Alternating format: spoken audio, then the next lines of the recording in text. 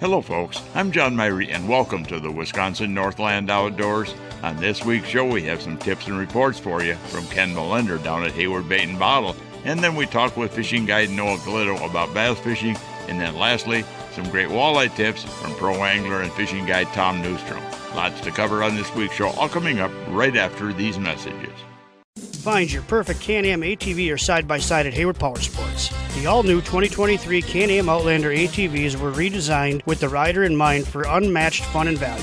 Hit the woods or trails with models starting at $5,999. Plus, for a limited time, take advantage of a $500 rebate or 2.99% financing on select models. Looking for a side-by-side? The Can-Am Defender is the perfect utility side-by-side that's extra tough on the worksite, the ranch, or wherever you need to get the job done. Feel the adrenaline surge in the high-performance Can-Am Maverick, or get the best of work and play with the ultimate crossover, the Can-Am Commander.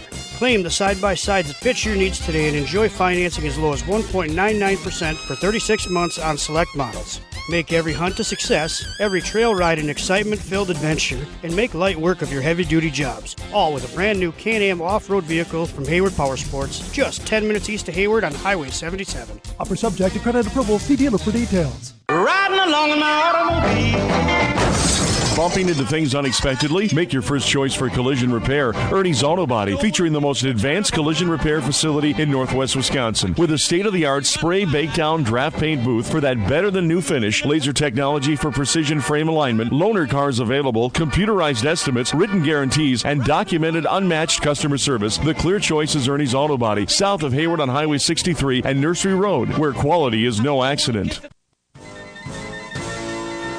Lynn's Custom Meats and Catering welcomes you to stop by for their great lunch menu. And while you're there, Lynn's also has a great selection of custom-cut meats and sausages, as well as many varieties of snack sticks, jerky, fresh cheese curds, and much more.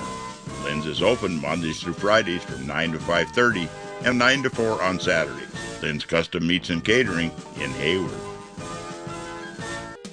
Big fish stories come to life at the Freshwater Fishing Hall of Fame. The world's largest shrine to freshwater anglers boasts a 4.5-story tall walk-through muskie that's a half a city block long. It's like taking a peek into Granddad's old tackle box with thousands of mounted fish, antique outboard motors, and historical sport fishing artifacts. Stop in and take a chance on our 50-50 cash raffle. You could walk away with a pile of cash. See the big ones that didn't get away at the Freshwater Fishing Hall of Fame, Highways 27 and B in Hayward. Open daily, including Sundays, through October 31st at 9:30 a.m. We're down at Hayward Bait and Bottle talking to Ken down here. And Ken, what are you seeing and hearing out there as far as the fishing? We're into the late part of the summer now, and there's still a lot of people out there. Yes, there is. Most bodies of water are on the summer pattern right now. We'll talk about walleyes. I know walleye fishing always tends to slow up this time of the year, but they got to eat because they're cold-blooded. Their metabolism goes up with the warm water, and that means they got to eat more. Well, every lake's a little different. You just got to follow the bait. A lot of those lakes, especially the clearer ones, have baby perch, and you'll be clouds of them out there. Yesterday, I seen them in 28, 29 feet, and some lakes they're even deeper. And I get guys, I see guys complain that they're catching them little 3, 4, 5-inch perch that are stealing their bait, but, they're there. If they're there, there are going to be walleyes there at some point. If you find that size perch on a weed line, you just go fish there in the evening. You'll probably catch some of the bigger walleyes in the lake. And they don't bite all day long, it seems like, especially in the clear water.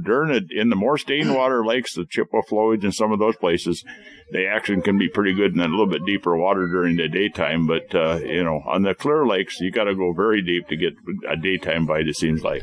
Well, for the daytime bite, you want to use kind of like a reaction bait. A lot of guys think the jigging wraps are just for the wintertime. Nope, they work during the summer too. And then you can even take some swim baits with a heavy weight, 3/4 ounce on these lakes here, and just snap jerk them in the weeds, and you get a reaction bite from them.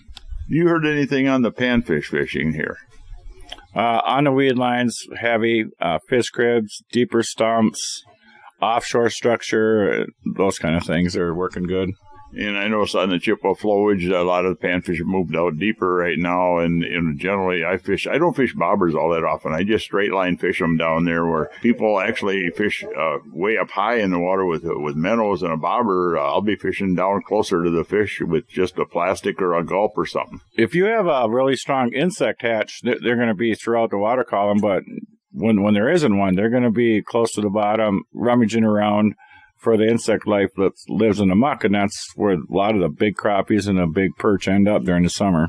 Let's talk a little bit about bass fishing. Bass fishing is a popular thing in the summertime. Largemouth bass, they bite pretty good, and there's actually a topwater bite going a lot of times in the evening. Yep. Frog fishing is probably getting started really good now that lily pads have kind of shaded off the weed growth in a lot of those shallow bays, so the bass are like free to roam, and it's usually 2 to 3 degrees cooler underneath those areas, and the frogs are really good. Whopper poppers and topwater baits, popping product is really good up for smallmouth, sometimes all day long. When would you opt to use, say, a buzzbait or a whopper plopper versus a frog? Well, actually, I'll throw the frog in 4 feet and less of water. It doesn't necessarily have to be in the pads, but you're primarily targeting largemouth. For the whopper popper, it works really good when you want to cover the weed and rock combination, or if you're up on a sand flat. The popping baits, you want to use those when they're suspended along a weed line or a sharp break, where you want to call the fish off the weeds up to your bait. And usually those areas that have a lot of bait along that weed line, the smallies will suspend on the weed line, so they'll usually come up and take that popper. I noticed over the years, too, is if you're throwing like a plastic worm, an unweighted Senko or something, or a jig, you're throwing it up in the shallows around the lily pads, that you're getting beat up by bluegills all the time grabbing a hold of it. That usually tells me there's going to be bass there, because that's one of their things that they like to eat is a bluegill. So a lot of people complain that they're getting all the little fish, but without the little fish there, you're not going to find the bigger ones a lot of times. Especially on lakes that had diverse weed growth up on top of the flats. There's still a lot of northerns up on the flats in the lakes. And if it's a diversity of weed growth, the panfish will be up there, especially if the cabbage is seeding out. And then also if you find areas of sand that have little snails, the big sunfish eat those. And then the bass will be around there too. And then sometimes you can just throw a buzzbait, across those weed flats and get some big largemouth too. What are you hearing here at the shop as far as the pike and muskie fishing? A lot of follows on the muskies right now. I think there's just too much bait and lack of weed growth compared to past years. That a lot of the muskies are shallower than they normally would be, and so the anglers are pulling them off the flats, but they won't commit out to the deeper water. One thing I've noticed over the years, too, when it comes to muskies this time of year, from mid-August on to at the end of the month, is that especially if you have stable weather, if they're following and they're not hitting during the daytime, they're going to bite within that first hour or two after dark, seems like. Well, there was an instance out in Mille Lacs a couple years ago. They found a huge muskie on live scope, and they spent 2 hours, and then finally it just went nuts and bit them right away. So muskies are fidgety, and when they're going to take your bait. Well, I know down here at the shop, you guys are all geared up with just about any kind of equipment and gear they might need for the late summer and the fall fishing. Yes, we are. We still have a lot of Lenny rigs. I mean, that's a good presentation. Just blow that night crawler up on the end of a inline spinner. You can use it on a board and or right off the bottom. That's really popular right now. Any type of Texas rig going into the weeds is really good. And archery season, a lot of the guys are getting their bows and crossbows looked at and getting ready for the fall archery season. Well, yeah, you come to think of it, we're only a few weeks away from that now. Yeah, middle of September. You bet. Well, Ken, I want to thank you for taking the time here with our listeners. All right, thank you, John. Well, folks, we need to take a break right now and hear from some of the fine sponsors that make this show possible. And when we come back, we'll be talking fishing with fishing guide Noah Glitto. So stay tuned. We'll be back right after these messages. Hayward Bait and Bottle is your one-stop for the Hayward area's largest selection of rods, reels, lures, fishing electronics, boating supplies, and much more. Whether you fish for bass, walleyes, panfish, or muskies, at Hayward Bait and Bottle you'll find everything you'll need for a successful season. Check out their huge selection of muskie baits, and again this year, they've expanded their selection of soft plastic bass and walleye baits. In the bottle shop, you'll find a full selection of beer and liquor. Hayward Bait and Bottle is your one-stop sport and bottle shop. The Hayward Lakes Visitors and Convention Bureau in Sawyer County, Wisconsin welcomes you to our Northwoods hometown. No matter the season, no matter the activity, you'll always be surrounded by our great outdoors. What more could you ask for in a vacation destination? Woods, waters, world-class events. Contact us for information on lodging, dining, attractions, events, trail conditions, and more. Order your free vacation guide and start planning your getaway today. Visit us at haywardlakes.com or call 1-800-724-2992. Get the deal of a lifetime on a new Lund from Hayward Power Sports. Truth is, our 2023s arrived late and we missed out on early season sales. So we have a huge inventory of them, but desperately need to make room for the 2024s. It's the perfect storm for incredible deals. From the entry-level Lund Adventure to the awesome Lund Impact XS and everything in between. They're all rigged with Mercury outboards and offered at blowout prices. Get your new Lund at Hayward Power Sports, just 10 minutes east of Hayward on Highway 77. Welcome back to another segment of this week's Wisconsin Northland Outdoors, and this part of the show is brought to you by the Hayward Lakes Visitor and Convention Bureau. For more information on lodging and vacationing here in the Hayward Lakes area, check out their website at haywardlakes.com. Well, folks, I get a chance to talk to many different guides and pro anglers on the show here. I had a chance the other day when I was in Hayward to talk to one of the younger fishing guides, Noah Glitto, and he offered some great tips. Good to have you on the show here, Noah. Good to have you, too. Just out there talking to you, standing by your boat, running that big Lund Pro V Bass. Nice boat. Yep, just got the brand new 2075 Pro V Bass with all the gadgets on the front, all the electronics, all the latest and greatest. I can see the fish, I can see them swim, I can see them breathe. All you gotta do is catch them. Let's talk about bass fishing. I know you do some tournament bass fishing. Largemouth first. What do you tell people about going out after the late summer to fall largemouth bass? Late summer to fall largemouth bass can be interesting because at times they are very, very lethargic and they don't want to follow or chase or waste any energy to eat. You got to put food in their face, so something real slow like a shaky head or a drop shot or a wacky worm, that works really good. But there's also times when they're willing to expend a lot of energy to eat. So stuff that could be aggressive like a topwater popper or a walk the dog bait, or even chatterbaits will still work. And throwing some moving baits to get their attention, sometimes they'll snap quick and strike hard.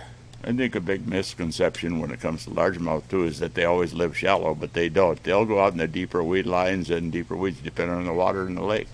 That's correct. There'll be native largemouth in some of the shallow areas. That'll be in those lily pads and in those shallow weeds, but then a lot of those fish will move out to those deeper weed lines and some of those rock points and hang out where they feel a little cooler. You mentioned drop shot, and that's something that we've talked about a lot on the show, and drop shot is an effective method for just about every kind of fish, actually. I've been experimenting a lot with that for walleyes this year, and drop shot for walleyes is kind of taken over for me. I almost exclusively use it for them, considering the forward-facing sonar we have nowadays. I can see the fish, and I can put my bait right in front of them. And if they don't bite, I know right away if they're going to bite or not. That live scope actually shows you a lot. You run the Garmin live scope, so do I in my boat, and that's incredible as far as teaching you how fish react to baits and how they behave out there. Yeah, I've learned a lot. I can really dial in on whether or not that fish is going to bite, and I can dial in on what species it is before I set the hook on it, based on the behavior of the fish, the location where it is in the water, the other fish in the area, the structure I see near the fish, just the shape of them on the screen. Is you've got high definition. You can really dial in on what they are and what they're going to do. You bet. It's a great teaching tool I found for teaching beginners and kids out there fishing. When it comes to smallmouth bass, they move a little deeper generally.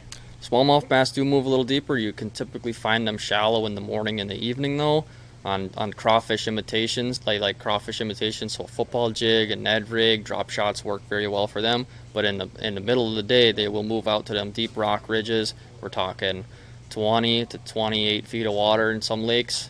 Depends on your water clarity, but they will move out deep and they will feed if you put food near them. The exception would be in some of the flowages and reservoirs. They behave more like a largemouth. They stay more shallow, I think. Yep, that's what I'm talking about with water clarity. We're going for clear water lakes. They're going to move out way deeper than you would see in a dark water system like the flowages and the stained water systems, where they'll stay fairly shallow. I mean, they won't go deeper than 15 foot. I've seen in some of those lakes that are real stained. I know you guide for bass, but you also guide for crappies and walleyes and everything else too, right? I'll guide for everything that swims. Let's talk about the walleye fishing out there a little bit.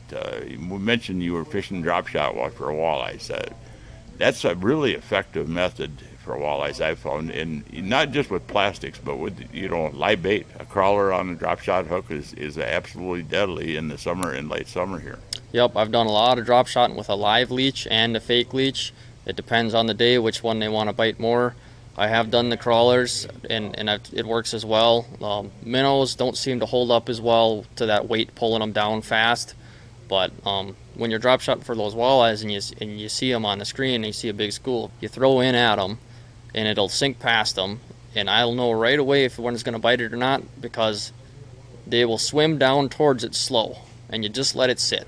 And all of a sudden you feel just a little nibble, and then he's on there and you set the hook. But if they don't follow it down, they're not going to bite it. I know that was interesting to follow it down, because if you throw past them, it seems like, and this with any presentation, you pull it throw it past them and bring it through them, you're not as likely to hit it as if it falls from overhead right down into them, it seems like. Something with the location of their eyes on their body, they look up a little bit, so when that bait falls right over their head, they're more inclined to go, what was that? And then nose down to go figure out what it was. What do you like to use for weight on that? Because that'll determine how fast it's going to sink past them. When I'm fishing shallow water, I go as low as 1/8 ounce. But when I'm fishing ones that are in deeper water, like some of them I've seen suspended recently have been in 24 foot of water, I'll bump it up to 3/8. I personally use a lot of 3/16 and 1/8 out there, and like you said, you get deeper, you go to the bigger. How about the distance from the hook to the sinker? Typically, I run about 8 to 12 inches from my hook to sinker. I found that it doesn't really matter much. As long as you got over 6 inches, it seems to work well. And that's about what I run too, and the same thing. But yet I've talked to some of the pro guides and fishermen I know over in Minnesota who will run as much as 3 and 4 feet between there, but they're throwing 7 to 8 foot rods with it, because otherwise that's too unwieldy trying to throw that combination. I think when you get into those kind of lengths for your hook to weight, it can be cumbersome for most people to try to effectively use. Yeah, and the reason they're doing it over there is they're finding a bunch of walleye swimming 3 and 4 feet off the bottom, and you definitely don't want to be under the fish if you can help it.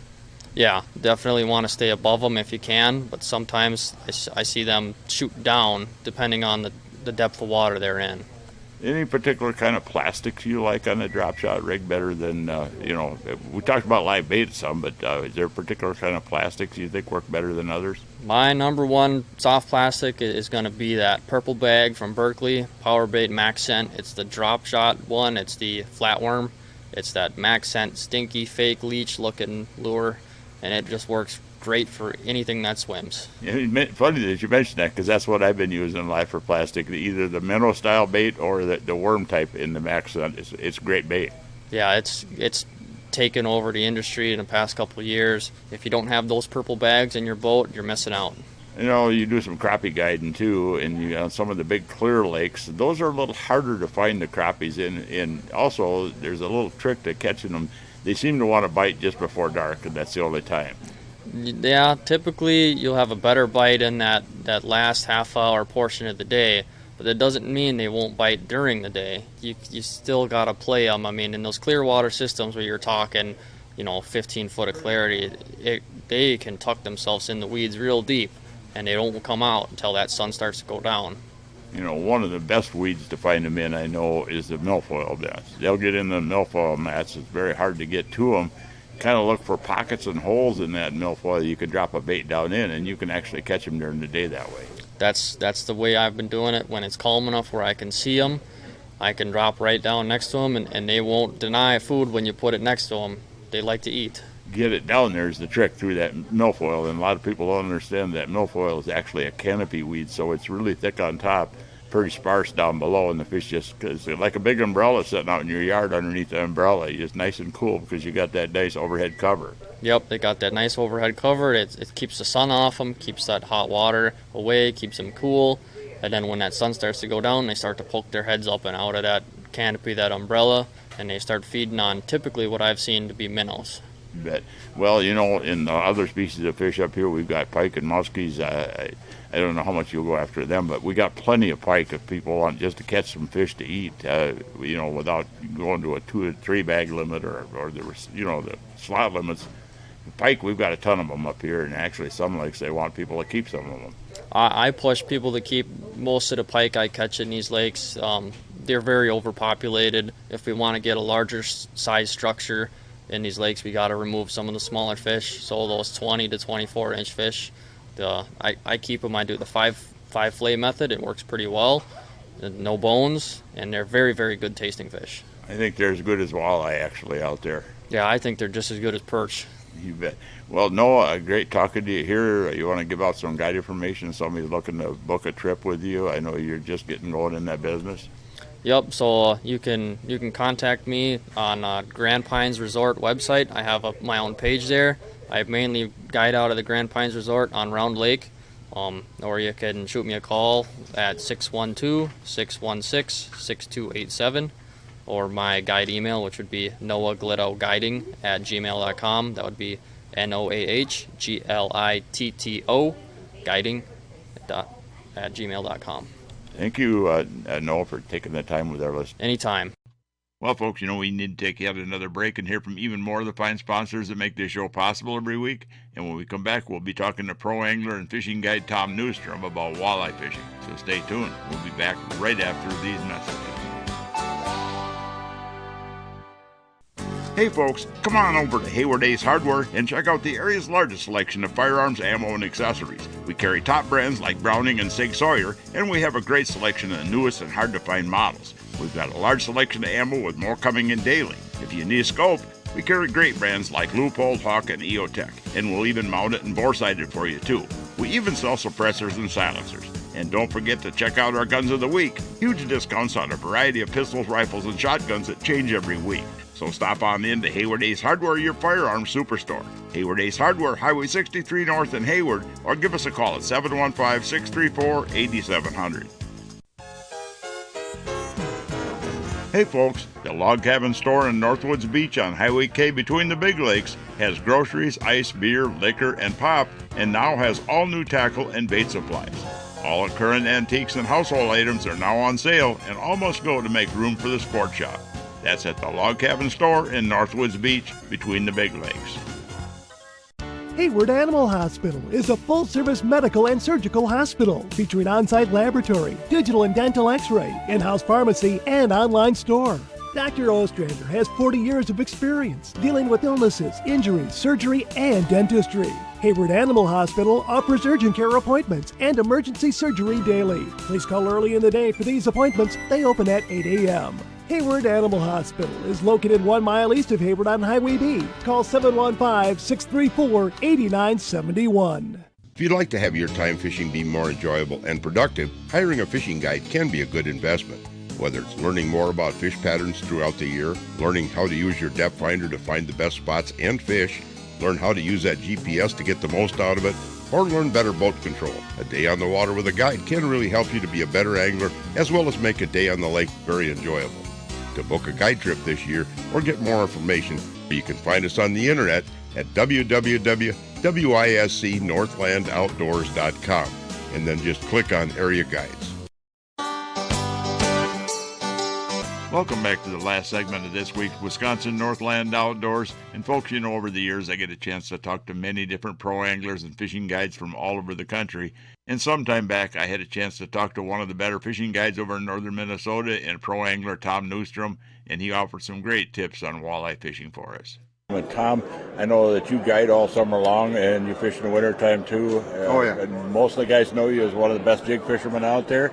And you catch a lot of walleyes. I like to, John. It's my favorite fish to fish for, and that's what most people book me for. But, there's crappies and bass, and, you do some other species too. You can't just live by walleyes alone, but it still is my favorite fish to fish for. Guys are going after walleyes. Sometimes I know a lot of guys will struggle for walleyes, and anybody can at one time or another. But what kind of tips can you give them on locating walleyes, whether it's in the winter or summer? Use a map. It's really good information, John, at a bait shop. Start with that. Get yourself a map. Even talk to the bait shop owner. If you know a guide in the area, or you can call a guide a lot of guys will always be willing to give you areas to fish, but concentrate your efforts on likely looking spots. And sometimes, John, I find a spot that just looks good. I mean, it's not something that I knew about, but it looked good, and all of a sudden it becomes one of my favorite spots because I took the time to look at a map, I looked at the time to go over there with my electronics, find the spot, and catch a few fish. And you know what it's always about up here in the brain, that, hey, I did the right thing and these fish bit, and and you can utilize that on almost any body of water. I don't care where you go. There's a reason usually they're there, though, and it could be that anything from the temperature to the forage, food, what? It could, yeah, the food is a real important thing, especially with walleyes. Comfort is important. I think there's a lot more fish shallow these days that we chase than we ever thought of years ago. A lot of it is weeds, but most of it is driven by food. Water temperature is important, but I think the food is number one. And I agree with you. Those are things that, you got to think about beyond the box. If you want to be successful, you got to think beyond the box. Well, Tom, when it comes to walleye fishing and looking for walleyes, one of the things that I know you do a lot of jig fishing. How do you make a choice on jig size, jig weight, and the conditions? I like to use as light a jig, John, as I can. The only time sometimes I'll go to a little heavier jig in shallow water is if I'm moving really quick. So it's an aggressive way to trigger fish sometimes. Like I'll use a quarter where normally you use an eighth or a 16th, and I will move at a quicker pace. Sometimes that's what they want. I've always been a big believer, John, and give them what they want. But I like a lighter jig, as light as I can get away with, and it seems to work the best for me and has over the years. Eighth would probably be my favorite size jig. But you can actually still fish an 8-ounce jig even faster. I mean, that doesn't mean you're always fishing slow finesse presentation. No, not at all. Not at all. I think sometimes when the water's really flat, calm, I'll go to a 16th where, I'm kind of trickling down the weeds or over the top of rocks. I'll work it a little slower sometimes because the fish don't always move. Everybody thinks, well, the water went flat and they moved out to deep water. That's one of the most untrue statements that was ever made. But we all learned that lesson. A lot of them go into cover. And if you want to go into cover after them, sometimes you got to go light and finesse. But, I like to move quick. I like to cover water and a little heavier jig and move fast, and sometimes that makes a big difference. I think you've said before, a lot of times one of the biggest mistakes people make is they fish actually too slow. Oh, yeah. That's for sure. They do fish too slow.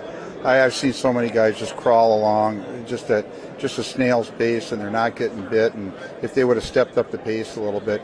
Another thing, John, too, that we've been doing in the summer is pulling spinners shallow.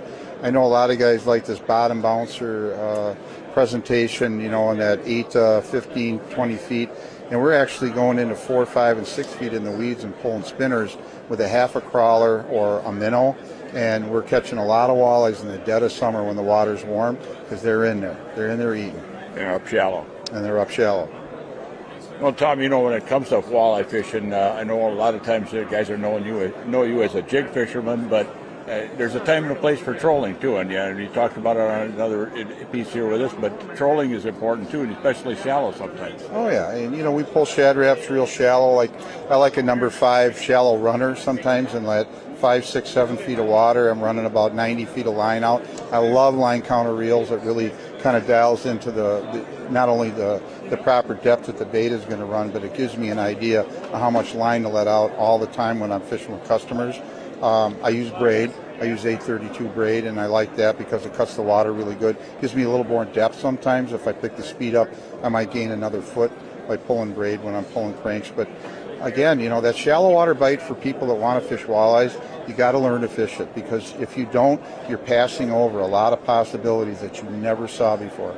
Well, Tom, I want to thank you for coming on. If somebody gets over to Minnesota wants information on your guide service, how do they get a hold of you? They can give me a call at 218-259-BOAT. So it's pretty easy, 259-BOAT or 259-2628. Anytime you need information or anything, just give me a call. Well, thanks a lot, Tom, for talking to our listeners. Always a pleasure. Well, folks, we're about out of time for this week's show. I'd like to remind everyone out there that if you miss a show, go to our website at wnoradio.com. From there, you can link to our podcast site, and the show is also on Spotify and Google Podcasts every week. And also, if you're looking for information on vacationing and lodging here in the Hayward Lakes area, check out the Hayward Lakes Visitor and Convention Bureau website at haywardlakes.com. Thanks for listening, folks. We're out of time, and we'll be back again next week with another interesting show for you. Listen with me, I'm gonna take you there to our Wisconsin outdoors, our Wisconsin outdoors. This program has been produced and hosted entirely by Wisconsin Northland Outdoor Communications. Any and all views expressed are not necessarily those of the station.